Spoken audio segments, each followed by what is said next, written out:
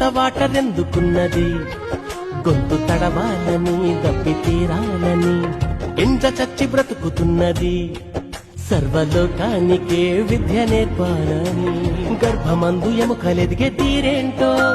సూర్యుడారకుండా మండడమేంటో గాలి ఏడ నుండి తరలి వస్తుందో పురుగు చిలుకలాగా మారే కాదేంటో స్పేసుకే శాటిలైటులే పంపగలిగిన సైన్స్ కైనా తెలుసునా అలా కడలిలో అలా ఎగసి పడుతూ పరుగులిడుతూ తీరాన్ని చేరాక ఆగేది ఎందుకలా